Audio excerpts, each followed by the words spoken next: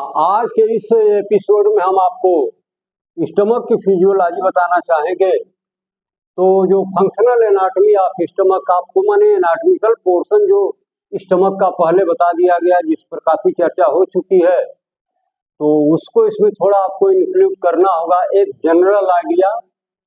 और इसके बाद हम जो फिजियोलॉजिकल चीजें इसमें देखेंगे फंक्शनल एनाटॉमी, तो उसमें पहला पॉइंट आएगा गैस्ट्रिक ग्लैंड, यानी स्टमक के अंदर। गैस्ट्रिक से मतलब gaster, glands which are related to the stomach. वे ग्लैंड्स जो स्टमक में पाई जाती हैं उनको हम नाम दे सकते हैं गैस्ट्रिक ग्लैंड्स। ये कैसी होती हैं? These are tubular structures made up of different types of cells which open into gastric pits. आपको बताया गया था एनाटॉमी के अंदर कि स्टमक का जो इनर मोस्ट लेयर म्यूकोजा होती है, तो उसमें बहुत सारी झुर्रियां पड़ जाती हैं जिनको आप गैस्ट्रिक रगे का नाम देते हो। यानी उस म्यूकोजल सरफेस पर रगे के बीच में बहुत सारी पिट्स पाए जाते हैं, गड्ढे पाए जाते हैं। इन्हीं गड्ढों में इन गैस्ट्रिक ग्लैंड्स की ओपनिंग होती है और उन्हीं के थ्रू जो ये सिक्रीशन करती हैं, तो उन्हीं के थ्रू ये करती है। अब आ गया इसमें क्लासिफिकेशन। ये ग्लैंड्स कई तरह की होती हैं, जैसे फंडिक ग्लैंड या ऑक्सिंटिक ग्लैंड, या इसी को तीसरा नाम भी देते हैं पेराइटल।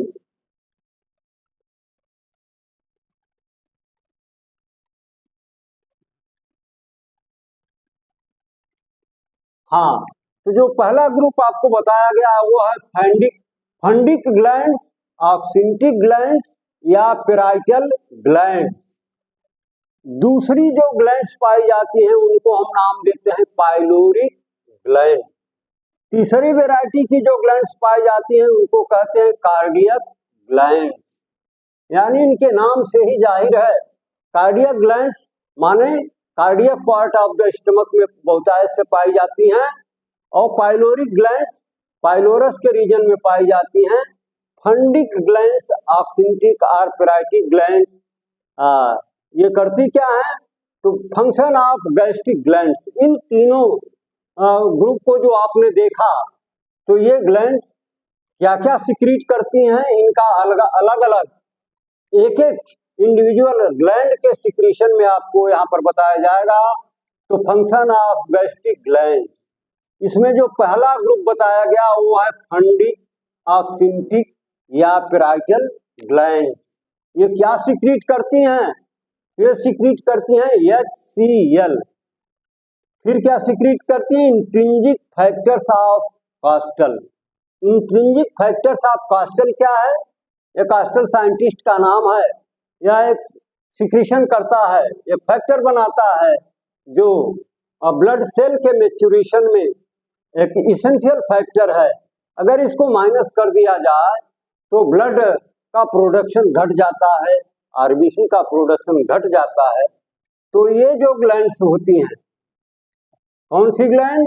फंडिक, ऑक्सिंटिक या पेराइटल ग्लैंड, ये क्या सिक्रीट करती हैं? HCl। फिर क्या सिक्रीट करती हैं? Intrinsic factor of कास्टल। जो दूसरे वैरायटी की ग्लैंड है इनको नाम दिया गया पाइलोरिक या म्यूकस ग्लैंड्स। जैसा नाम वैसा काम, ये म्यूकस ग्लैंड हैं, तो जाहिर सी बात है इनके सिक्रीशन के आधार पर इनका नामकरण किया गया है। ये क्या सिक्रीट कर रही हैं? आगे देखिए, मिलेगा आपको म्यूसिन। ये म्यूसिन क्या है? ये म्यूसिन वही सब्सटेंस है जो स्टमक इंटेस्टाइन की दीवारों को इतना स्मूथ रखता है कि उस पर ये जो HCl का कोरोसिव इफेक्ट होता है उससे ये प्रोटेक्ट कर देता है, इतना चिकना बना देता है कि इसके कोरोसिव इफेक्ट का उस पर कोई असर नहीं पड़ता है। तीसरी जो ग्लैंड बताई गई वो है कार्डियक चीफ और पेराइटल पेप्टिक ग्लैंड्स। ये ग्लैंड क्या सिक्रीट करती हैं? तो ये एंजाइम, डाइजेस्टिव एंजाइम का सिक्रीशन करना ही इनका मुख्य काम है। और उसमें बाय नेम करके बताया गया, पेप्सिनोजन हुआ, रेनिन हुआ, लाइपेज हुआ, और जिलेटिनेज हुआ, यूरेज हुआ। ये सब के सब क्या हैं? इनके लास्ट में ASE लिखा हुआ है, एज लिखा हुआ है, विच इंडिकेट्स द एंजाइम। तो ये ग्लैंड क्या सिक्रीट करती हैं? बहुत सारे डाइजेस्टिव एंजाइम का सिक्रीशन करना ही इनका काम होता है। तो इस तरह से आपने देखा कि गैस्ट्रिक के अंदर जो 3 ग्रुप पाए जाते हैं ग्लैंड्स के, वो अपने अपने हिसाब से क्या क्या सिक्रीट करते हैं। तो पहले वाली ये जो पैराइटल ग्लैंड है, क्या सिक्रीट किया? HCl। और क्या सिक्रीट किया? Intrinsic factor of casting. जो दूसरी ग्लैंड बताई गई पाइलोरिक या म्यूकस ग्लैंड, ये क्या सिक्रीट कर रही है? म्यूसिन। तीसरी ग्लैंड जो कार्डियक या चीफ या पेप्टिक ग्लैंड के नाम से भी जानी जाती है, तो ये क्या सिक्रीट करती है? ये बहुत सारे वैरायटी के डाइजेस्टिव एंजाइम का सिक्रीशन करती है। ये एंजाइम आपके डाइजेशन में मदद करते हैं, जैसे पेप्सिनोजन, रेनिन, लाइपेज, जिलेटिनेज, यूरेज। तो इस तरह से इन ग्लैंड्स का काम खत्म हुआ। अब आगे हम आपको बताना चाहेंगे फंक्शन ऑफ स्टमक। स्टमक का काम क्या है? तो इसमें पहला पॉइंट जो आपको बताया गया, मैकेनिकल फंक्शन। मैकेनिकल फंक्शन क्या है? तो पहले नंबर पर एक काम करता है स्टोरेज का। किस चीज का स्टोर करता है? यानी आप थोड़ा बहुत जो भी फूड इंटेक करते हैं, उस फूड को ये जो स्टमक है स्टोर करने का काम करता है, और अपने पास ये लगभग 3 से 4 घंटे तक स्टोर करके रखता है। और क्या करता है? Maximum capacity is about 1.5 litre. आप स्टमक की कैपेसिटी को एनाटॉमी में आपको बताया गया है कि स्टमक की कैपेसिटी क्या होती है? 1.5 से 2 लीटर या 1 से 2 लीटर कह लीजिए। तो इतनी कैपेसिटी के अनुसार, अपनी कैपेसिटी के अनुसार ये जो फूड कंटेंट आपने किया, जो फूड इंटेक किया, उसको ये 3 से 4 घंटे तक अपने पास रखता है, स्टोर करके रखता है। फिर जो दूसरा काम बताया गया इसका, फॉर्मेशन ऑफ काइम, यानी फूड को ये काइम में कन्वर्ट कर देता है। काइम क्या है? फूड का वह स्टेज जो ना तो सॉलिड हो और ना तो लिक्विड हो, यानी उसको आप सेमी सॉलिड के रूप में कह सकते हैं, लुगदी के रूप में कह सकते हैं। तो ये जो स्टमक है, आपके द्वारा लिए गए भोजन को सेमी सॉलिड मटेरियल के रूप में कन्वर्ट कर देता है। जब वो फूड सेमी सॉलिड रूप में कन्वर्ट हो जाता है, तो उस मटेरियल को हम नाम देते हैं काइम। तीसरा जो इसका फंक्शन बताया गया, डाइजेस्टिव फंक्शन, यानी ये जो स्टमक है, हमारे द्वारा इंटेक किए गए भोजन के डाइजेशन में महत्वपूर्ण भूमिका निभाता है। ये करता क्या है कि help in digestion bye secreting digestive juices. जो ये ऊपर आपने देखा, ये जो कार्डियक या पेप्टिक ग्लैंड्स तमाम तरह के ये जो एंजाइम सीक्रेट कर रही है, पेप्सिनोजन हुआ, रेनिन हुआ, लाइपेज हुआ, जिलेटिनेज हुआ, यूरेज हुआ, तो इन्हीं के माध्यम से ये जो स्टमक है, ये हमारे डाइजेशन में मदद करता है। अगला काम इसका बताया गया, प्रोटेक्टिव फंक्शन। प्रोटेक्शन का काम, ये कैसे प्रोटेक्शन करता है हमारी बॉडी का? तो आपको पता है इसमें एक ग्लैंड पाई जाती है जिसको ऑक्सिंटिक पैराइटल ग्लैंड बोलते हैं, और उसका काम है वो HCl का सिक्रीशन करना।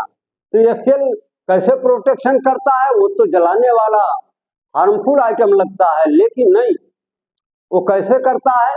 जब आप फूड या ड्रिंक करते हैं, तो उसमें हो सकता है कि कोई हार्मफुल बैक्टीरिया जो आपके बॉडी को डैमेज कर सकता है, नुकसान पहुंचा सकता है, किसी तरह का इन्फेक्शन फैला सकता है।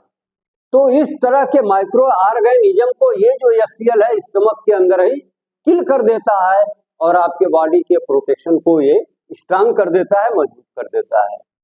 तो इस तरह से आपने देखा कि ये जो स्टमक है, इसका प्रोटेक्शन में बहुत बड़ा रोल होता है।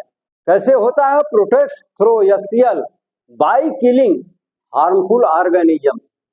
वे नुकसानदेह, वे बॉडी को हार्म पहुंचाने वाले माइक्रो ऑर्गेनिज्म जो फूड के साथ आपके स्टमक में पहुंच चुके हैं, उनको ये किल करके आपके बॉडी का ये प्रोटेक्शन करता है। 5वां फैक्टर बताया गया, हीमोपोएटिक फंक्शन। हीमो माने ब्लड, अपोसिस माने इट इज ए प्रोसेस, यह एक प्रक्रिया है, ब्लड बनाने की एक प्रक्रिया है जिसमें हम cell formation, development and maturation 3 stage को जोड़ देते हैं तो ये बन जाता है haemopoietic. Function by producing intrinsic factor of Castle, अभी ऊपर आपको बताया गया ये जो इंट्रिंसिक फैक्टर ऑफ कास्टल है यह ब्लड फॉर्मेशन का एक इसेंशियल फैक्टर है, तो ये पैदा करके, ये बना करके, इसका सिक्रीशन करके ये स्टमक जो है ब्लड बनने की प्रक्रिया में भी हमारे बॉडी की मदद करता है। अगला पॉइंट बताया गया एक्सक्रीटरी फंक्शन, जो चीजें हम खाते पीते हैं उसमें कुछ अनवांटेड या वेस्ट प्रोडक्ट्स भी होते हैं, उनको एक्सक्रीट करता है, तो इसका एक्सक्रीटरी फंक्शन भी माना जाता है। अब आपको बता दिया जाएगा प्रॉपर्टीज ऑफ गैस्ट्रिक जूस, ये जो स्टमक के अंदर जूस निकलता है जिसमें ये सारे फैक्टर्स पाए जाते हैं, तो उनकी प्रॉपर्टी क्या है, तो इसमें आपको बताया गया उनका वॉल्यूम कितना है। तो ये बिल्कुल एग्जैक्ट तो नहीं होता है, लेकिन near about 1200 to 1500 ml within 24 hour gastric juice का सिक्रीशन स्टमक के अंदर होता है, यानी 1200 से लेकर के 1500 ml 24 घंटे में गैस्ट्रिक जूस का सिक्रीशन होता है। इसका रिएक्शन कैसा है, हाईली एसिडिक, ये हाईली एसिडिक इन नेचर होता है। क्यों होता है, क्योंकि यहीं पर एचसीएल का सिक्रीशन होता है और वो खुद में क्या है, एसिड है, तो इसके वजह से इसका जो रिएक्शन है वो हाईली एसिडिक होता है, लगभग पीएच ऑफ 0.9 to 1.2। इसमें जो तीसरा पॉइंट बताया गया स्पेसिफिक ग्रेविटी, इसकी सांद्रता क्या बताई गई, 1.002 to 1.004। तो ये रहा फिजियोलॉजी ऑफ स्टमक पार्ट 1 में फंक्शनल एनाटॉमी ऑफ स्टमक, इसको आपको थोड़ा सा एनाटॉमी वाला पोर्शन बैठ जा करके देखना होगा। अब इसमें जो ग्लैंड्स पाई जाती हैं उनके बारे में बताया गया, उनका सिक्रीशन बता दिया गया, फिर फंक्शन ऑफ स्टमक के बारे में ये जो 6 पॉइंट बता दिए गए, फिर ये प्रॉपर्टीज ऑफ गैस्ट्रिक जूस बता दिया गया। फिर अगले एपिसोड हम फिजियोलॉजी ऑफ स्टमक पार्ट 2 में बाकी आगे की जानकारी पर हम आपसे चर्चा करना चाहेंगे।